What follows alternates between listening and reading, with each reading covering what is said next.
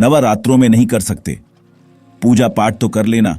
ये छोटा सा काम माता रानी जी के आशीर्वाद से जीवन में इतना धन आएगा कि 7 पीढ़ी भी करेगी। आपके पैसों पर राज। दोस्तों, नवरात्रि में माता दुर्गा जी के 9 स्वरूपों की पूजा की जाती है। इस साल शारदीय नवरात्रि 15 अक्टूबर 2023 से शुरू हो चुके हैं और इसका समापन 23 अक्टूबर 2023 को होगा। दोस्तों, एक साल में 4 नवरात्रि पड़ते हैं, शारदीय नवरात्रि, चैत्र नवरात्रि और 2 गुप्त नवरात्रि। और यह जो नवरात्रि 15 अक्टूबर से शुरू हुए हैं, यह शारदीय नवरात्रि है। इसके बारे में धर्मशास्त्र में साफ साफ लिखा हुआ है। इस नवरात्रि में माता रानी जी बहुत ही ज्यादा प्रसन्न मुद्रा में होती है। कहने का मतलब यह है कि इस नवरात्रि में की गई पूजा पाठ प्रार्थना से आपको साक्षात माता रानी जी का वरदान मिलता है, साथ ही आशीर्वाद भी प्राप्त होता है, जिसके बाद आपकी हर मनोकामना पूरी हो सकती है। दोस्तों, वैसे तो नवरात्रि में लोग करते यह है कि पूरे 9 दिन का व्रत करते हैं, पूजा पाठ करते हैं। कहा गया है कि जो भी व्यक्ति व्रत कर लें, पूजा पाठ कर लें शारदीय नवरात्रि में या किसी भी नवरात्रि में, तो उसको माता रानी का वो वरदान मिलता है जिसके बाद उस व्यक्ति को जीवन में किसी भी प्रकार के कष्टों का सामना नहीं करना पड़ता। दूसरी तरफ अगर वह व्यक्ति किसी भी काम को शुरू करता है, उस काम में उसको कामयाबी मिलती है। दोस्तों, नवरात्रि माता रानी जी के वे दिन होते हैं जिस दौरान की गई पूजा से आपको साक्षात माता रानी जी का वो आशीर्वाद मिल सकता है, जिसके बाद आपके जन्म जन्मांतर की गरीबी, परेशानी, कष्ट, दिक्कतें, समस्याएं झड़ से नष्ट हो जाती हैं और आपके जीवन में सुख, समृद्धि, धन, दौलत, ऐश्वर्य की आपको प्राप्ति होती है। लेकिन दोस्तों, आजकल की भागदौड़ भरी जिंदगी में लोग इतना व्यस्त हो चुके हैं कि उनके पास व्रत रखने का समय नहीं है, क्योंकि वो अपने घर के लालन पोषण के लिए रात दिन मेहनत कर रही है। तो दोस्तों, आप परेशान मत होइए। अगर आप व्रत नहीं रख सकते हैं तो आप नियमित रूप से इन 9 दिनों में पूजा पाठ नहीं कर सकते हैं, तो आप हमारे धर्मशास्त्र के हिसाब से उन उपायों को कर लीजिए जिन उपायों को आपने नवरात्रि के कुछ दिनों में 2-4 मिनट निकालकर कर लिया, तो अवश्य ही माता रानी जी का आपको आशीर्वाद मिलेगा और आपके जीवन से हर प्रकार की परेशानी खत्म हो जाएगी और आपके जीवन में आपको माता रानी जी का वो वरदान मिलेगा जिसके बाद जिस नौकरी के लिए आप तैयारी करके थक चुके थे, आपकी नौकरी नहीं लग रही थी, आपकी नौकरी लग जाएगी। आपका बंद पड़ा व्यापार चल पड़ेगा। अगर आप संतान प्राप्ति के लिए बहुत परेशान थे, एक विद्वान काबिल संतान की आपको प्राप्ति होगी और आप अपने जीवन में जिस कार्य को भी शुरू करेंगे, उस कार्य में आपको सफलता प्राप्त होगी। ये बहुत सरल से उपाय हैं। दोस्तों, ये धर्म शास्त्रों में बताए गए वे उपाय हैं जो कभी खाली नहीं जाते, लेकिन इन उपायों को साल में शारदीय नवरात्रि के दौरान ही किया जा सकता है। आपको बता दें दोस्तों, इस बार शारदीय नवरात्रि में कुल 53 तरीके के शुभ और दुर्लभ संयोग बन रहे हैं, जिसमें ब्रह्मा सिद्धि योग, कर्म योग, इंद्र योग जैसे कुल 53 तरीके के शुभ और दुर्लभ संयोग है। मतलब अगर इस नवरात्रि के दौरान आपने ये उपाय कर लिए, जिन उपायों को आपको हम इस वीडियो में बताने जा रहे हैं, तो मान के चलिए दोस्तों, अगर आप अपने जीवन में किसी भी प्रकार की परेशानी से परेशान थे, कैसा भी दुख आपके जीवन में था, कितनी बड़ी दिक्कतें आपके सामने खड़ी थीं, माता रानी जी के आशीर्वाद से आपको इन सब तरीके की परेशानियों से, बाधाओं से मुक्ति मिल जाएगी और आप जिस भी चीज की मनोकामना रखते हैं वह अवश्य पूरी हो जाएगी। इसलिए अगर आप भी चाहते हैं कि माता रानी जी का आपको आशीर्वाद मिले, माता रानी जी के आशीर्वाद से आपके जीवन में धन की वर्षा हो, माता रानी के आशीर्वाद से आपकी हर मनोकामना पूरी हो जाए, कभी भी आपको जीवन में किसी भी प्रकार की परेशानी और दुख का सामना ना करना पड़े, तो पूरे विश्वास और श्रद्धा के साथ इस वीडियो को लाइक कर दीजिए और कमेंट बॉक्स में लिख दीजिए, जय माता दी, जय माता रानी। और दोस्तों, एक काम कीजिएगा, कमेंट बॉक्स में अपनी राशि अवश्य ही डाल दीजिएगा, ताकि आपकी राशि के अनुसार हमको कोई ऐसा उपाय पता चलता है जिससे आपको कोई लाभ पहुंच सकता है, तो वो हम आपको रिप्लाई के माध्यम से आपको कमेंट करके बता देंगे। इसलिए अपनी राशि अवश्य ही डाल दीजिएगा। और अगर आप भी अपने जीवन में माता रानी की कृपा पाना चाहते हैं, तो वीडियो को लाइक करके कमेंट में जय माता दी लिखना न भूलें। और अगर आपने अभी तक शुभ मंगल चैनल को सब्सक्राइब नहीं किया है, तो चैनल को जरूर सब्सक्राइब कर ले। तो दोस्तों, एक बात को जरूर ध्यान में रखिएगा, माता रानी जी पर अगर आपको विश्वास है, अगर आपकी श्रद्धा है, तभी इन उपाय को कीजिएगा, क्योंकि यह एक ऐसा उपाय है जो सिर्फ आपके विश्वास पर निर्भर करते हैं। अगर आपने पूरे सच्चे मन और पूरी सच्ची श्रद्धा से इन उपायों को कर लिया तो मान के चलिए अवश्य ही माता रानी आपको वरदान देगी, आशीर्वाद मिलेगा। जो भी आपकी मनोकामना है वह पूरी हो जाएगी। हम आपको एक एक करके उन उपायों के बारे में बताने जा रहे हैं जिन उपायों को अगर आप सिर्फ शारदीय नवरात्रि में थोड़े से 2-4 मिनट का समय निकाल कर लेते हैं तो दोस्तों मान के चलिए कि आपको अपने जीवन में चमत्कारी बदलाव देखने को मिलेंगे।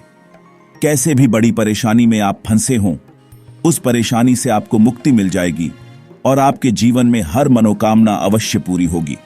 चलिए दोस्तों, आपको हम उन उपायों के बारे में बताते हैं। सबसे पहला उपाय है जो दोस्तों वो एक ऐसा उपाय है जिस उपाय को अगर आपने कर लिया तो मान के चलिए दोस्तों आपके जीवन के राहु केतु अच्छे हो जाएंगे। मान के चलिए दोस्तों आपके राहु केतु आपका साथ नहीं देते तो इससे क्या होता है, आप कितनी मेहनत कर लीजिए, कितने ही परिश्रम कर लीजिए, आपको उसका लाभ मिलेगा ही नहीं। तो आपको क्या करना चाहिए, बहुत ही आसान सा उपाय बताया गया है दोस्तों, बहुत ध्यान से सुनिएगा।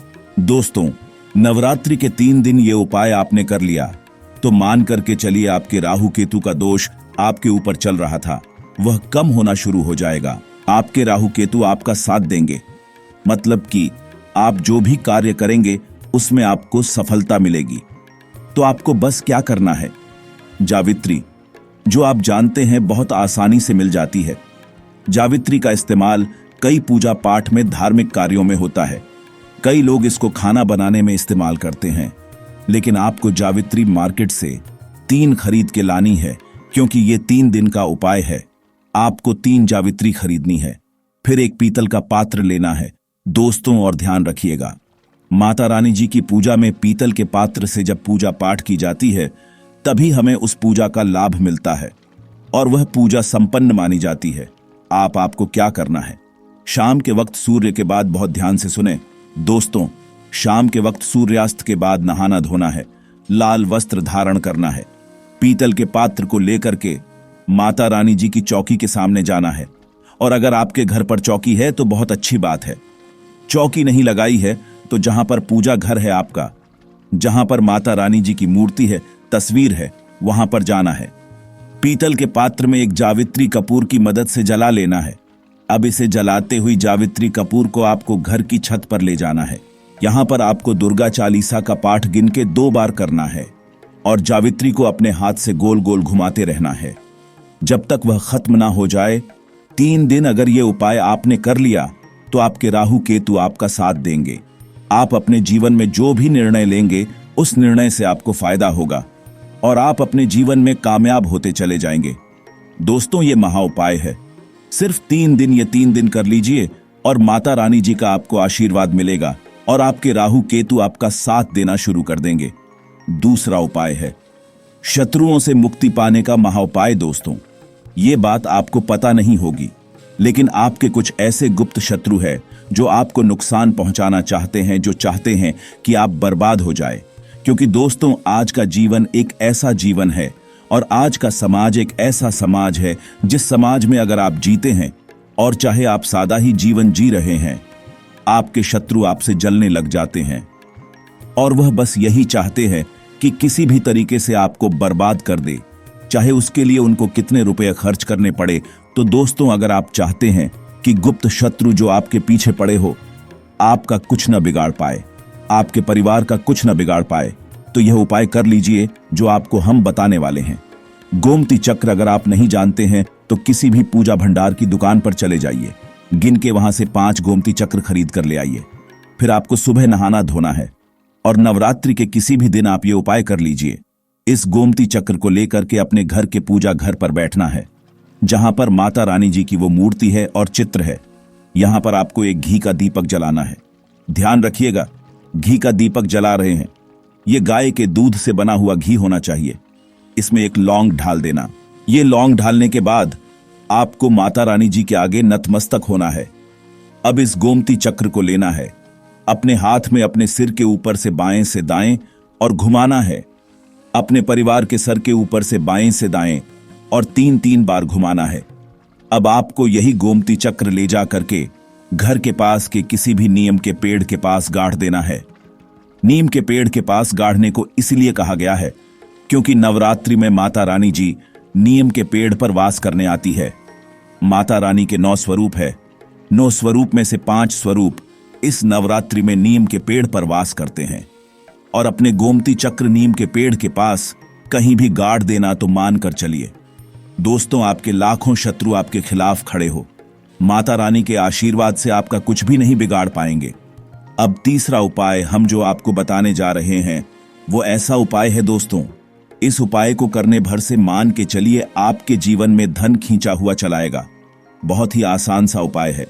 10 रुपये का सिक्का तो आप जानते ही हैं। 10 रुपये का जो सिक्का होता है दोस्तों, इसमें पात्र का इस्तेमाल किया जाता है।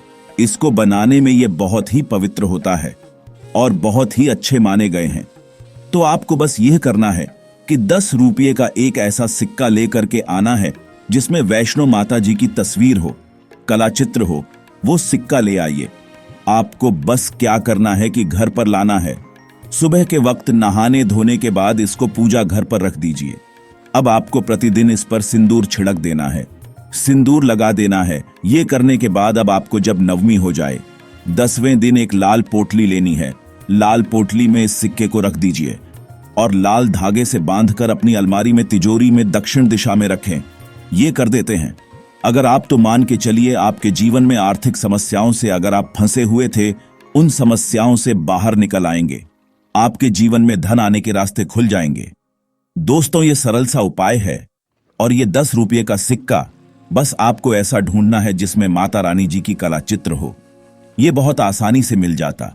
5वां उपाय जो हम आपको बताने जा रहे हैं दोस्तों, ये उपाय अगर आप कर लेते हैं तो मान लीजिए दोस्तों, अगर आपके ऊपर कोई भी दोष लगा हुआ था, उस दोष से आपको मुक्ति मिल जाए। ये उपाय सिर्फ सप्तमी के दिन किया जा सकता है, मतलब नवरात्रि के 7वें दिन किया जा सकता है। 7वें दिन आपको एक पीतल का पात्र ले लेना है जिनके इसमें 11 लौंग रखनी है, 7 कपूर रखने हैं। हम फिर से रिपीट कर रहे हैं दोस्तों, 11 लौंग और 7 कपूर लेकर के माता रानी जी के सामने आपको सुबह नहाने धोने के बाद इस लौंग और कपूर को जलाना है। लौंग और कपूर जल जाए, इसकी पूरी राख बन जाए तो इसको किसी साफ शुद्ध डब्बे में रख दीजिए और इस कपूर को लगातार 21 दिन जलाइए। अगर आप ये करते हैं तो जो भी आपके पास दोष होगा, वास्तु दोष, मंगल दोष, शनि दोषी या किसी भी प्रकार का दोष होगा, माता रानी के आशीर्वाद से इस दोष का प्रकोप जो भी आपके ऊपर होगा वो धीरे धीरे खत्म होता हुआ चला जाएगा। अब छठा उपाय जो हम आपको बताने जा रहे हैं दोस्तों, ये उपाय है नौकरी प्राप्ति का महाउपाय और 9वें दिन। ये उपाय अगर आपने कर लिया तो आपकी नौकरी लगने में जो भी बाधाएं आ रही थी वह बाधाएं खत्म हो जाएगी। आपको अष्टमी को मतलब 8वें दिन नवरात्रि को एक नारियल खरीद के लाना है। ध्यान रखिएगा, जटा वाला नारियल होना चाहिए। हरा नारियल लेकर मत आइएगा, यह नारियल लेके आइए। ये माता रानी जी की चौकी जहां पर आपने लगाई है या पूजा घर में, वहां पर आपको बैठना है। आपको इस नारियल पर स्वास्तिक का निशान बनाना है। स्वास्तिक का निशान बनाने के बाद 9वें दिन नहाने धोने के बाद घर के पास जो भी मंदिर माता रानी जी का हो, जहां पर यज्ञ हो रहा हो, वहां पर ले जाकर के नारियल को उस जलते हुए यज्ञ में ढाल दीजिए।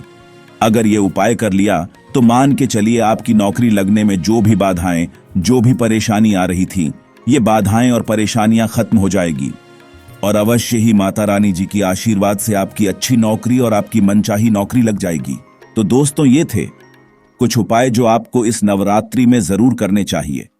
अब हम आपको नवरात्रि की व्रत कथा सुनाने जा रहे हैं जिसको सुनने मात्र से आपकी सभी मनोकामना पूर्ण हो जाएगी और आपको बिना व्रत किए व्रत का फल मिल जाएगा। हे बृहस्पति, जिसने पहले इस महाव्रत को किया है, वह कथा मैं तुम्हें सुनाता हूं, तुम सावधान होकर सुनो। इस प्रकार ब्रह्मा जी का वचन सुनकर बृहस्पति जी बोले, हे ब्राह्मण, मनुष्यों का कल्याण करने वाले इस व्रत के इतिहास को मेरे लिए कहो। मैं सावधान होकर सुन रहा हूं, आपकी शरण में आए हुए मुझ पर कृपा करो। ब्रह्मा जी बोले, प्राचीन काल में मनोहर नगर में पीठत नाम का एक अनाथ ब्राह्मण रहता था। वह भगवती दुर्गा का भक्त था। उसके संपूर्ण सद्गुणों से युक्त सुमति नाम की एक अत्यंत सुंदरी कन्या उत्पन्न हुई। वह कन्या सुमति अपने पिता के घर बाल्यकाल में अपनी सहेलियों के साथ क्रीड़ा करती हुई इस प्रकार बढ़ने लगी जैसे शुक्ल पक्ष में चंद्रमा की कला बढ़ती है। उसका पिता प्रतिदिन जब दुर्गा की पूजा करके होम किया करता, वह उस समय नियम से वहां उपस्थित रहती। एक दिन सुमति अपनी सखियों के साथ खेल में लग गई और भगवती के पूजन में उपस्थित नहीं हुई। उसके पिता को पुत्री की ऐसी असावधानी देखकर क्रोध आया और वह पुत्री से कहने लगा, अरे दुष्ट पुत्री, आज तूने भगवती का पूजन नहीं किया, इस कारण मैं किसी कुष्ठ रोगी या दरिद्र मनुष्य के साथ तेरा विवाह करूंगा। पिता का ऐसा वचन सुन सुमति को बड़ा दुख हुआ और पिता से कहने लगी, हे पिता, मैं आपकी कन्या हूं तथा सब तरह आपके अधीन हूं, जैसी आपकी इच्छा हो वैसा ही करो। राजा से, कुष्ठी से, दरिद्र से अथवा जिसके साथ चाहो मेरा विवाह कर दो, पर होगा वही जो मेरे भाग्य में लिखा है। मेरा तो अटल विश्वास है, जो जैसा कर्म करता है उसको कर्मों के अनुसार वैसा ही फल प्राप्त होता है, क्योंकि कर्म करना मनुष्य के अधीन है पर फल देना ईश्वर के अधीन है। जैसे अग्नि में पड़ने से तृणादि उसको अधिक प्रदीप्त कर देते हैं, इस प्रकार कन्या के निर्भयता से कहे हुए वचन सुन उस ब्राह्मण ने क्रोधित हो अपनी कन्या का विवाह एक कुश्ती के साथ कर दिया और अत्यंत क्रोधित हो पुत्री से कहने लगा, हे पुत्री, अपने कर्म का फल भोगो, देखें भाग्य के भरोसे रहकर क्या करती हो। पिता के ऐसे कटु वचनों को सुन सुमति मन में विचार करने लगी, अहो मेरा बड़ा दुर्भाग्य है जिससे मुझे ऐसा पति मिला। इस तरह अपने दुख का विचार करती हुई वह कन्या अपने पति के साथ वन में चली गई और ढरावने कुशायुक्त उस निर्जन वन में उन्होंने वह रात बड़े कष्ट से व्यतीत की। उस गरीब बालिका की ऐसी दशा देख देवी भगवती ने पूर्व पुण्य के प्रभाव से प्रकट हो सुमति से कहा, हे दीन ब्राह्मणी, मैं तुझसे प्रसन्न हूं, तुम जो चाहो सो वरदान मांग सकती हो। भगवती दुर्गा का यह वचन सुन ब्राह्मणी ने कहा, आप कौन हैं, वह सब मुझसे कहो। ब्राह्मणी का ऐसा वचन सुन देवी ने कहा कि मैं आदिशक्ति भगवती हूं और मैं ही ब्रह्म विद्या व सरस्वती हूं। प्रसन्न होने पर मैं प्राणियों का दुख दूर कर उनको सुख प्रदान करती हूं। हे ब्राह्मणी, मैं तुझ पर तेरे पूर्व जन्म के पुण्य के प्रभाव से प्रसन्न हूं। तुम्हारे पूर्व जन्म का वृतांत सुनाती हूं। सुनो, तू पूर्व जन्म में निषाद की स्त्री थी और अति पतिव्रता थी। एक दिन तेरे पति निषाद ने चोरी की चोरी करने के कारण तुम दोनों को सिपाहियों ने पकड़ लिया और ले जाकर जेल खाने में कैद कर दिया। उन लोगों ने तुझको और तेरे पति को भोजन भी नहीं दिया। इस प्रकार नवरात्र के दिनों में तुमने न तो कुछ खाया और न जल ही पिया। इस प्रकार 9 दिन तक नवरात्र का व्रत हो गया। हे ब्राह्मणी, उन दिनों में जो व्रत हुआ, इस व्रत के प्रभाव से प्रसन्न होकर मैं तुझे मनोवांछित वर देती हूं। तुम्हारी जो इच्छा हो सो मांगो। इस प्रकार दुर्गा के वचन सुन ब्राह्मणी बोली, अगर आप मुझ पर प्रसन्न हैं तो हे दुर्गे, मैं आपको प्रणाम करती हूं। कृपा करके मेरे पति का कोढ़ दूर करो। देवी ने कहा, उन दिनों तुमने जो व्रत किया था, उस व्रत का एक दिन का पुण्य पति का कोढ़ दूर करने के लिए अर्पण करो। उस पुण्य के प्रभाव से तेरा पति कोढ़ से मुक्त हो जाएगा। ब्रह्मा जी बोले। इस प्रकार देवी के वचन सुन वह ब्राह्मणी बहुत प्रसन्न हुई और पति को निरोग करने की इच्छा से जब उसने तथास्तु ऐसा वचन कहा, तब उसके पति का शरीर भगवती दुर्गा की कृपा से कुष्ठ रोग से रहित हो अति कांतिवान हो गया। वह ब्राह्मणी पति की मनोहर देह को देख देवी की स्तुति करने लगी, हे दुर्गे, आप दुर्गति को दूर करने वाली, तीनों लोकों का संताप हरने वाली, समस्त दुखों को दूर करने वाली, रोगी मनुष्य को निरोग करने वाली, प्रसन्न हो, मनोवांछित वर देने वाली और दुष्टों का नाश करने वाली जगत की माता हो। हे अम्बे, मुझ निरपराध अबला को मेरे पिता ने कुश्ती मनुष्य के साथ विवाह कर घर से निकाल दिया। पिता से तिरस्कृत निर्जन वन में विचर रही हूं, आपने मेरा इस विपदा से उद्धार किया है। हे देवी, आपको प्रणाम करती हूं, मेरी रक्षा करो।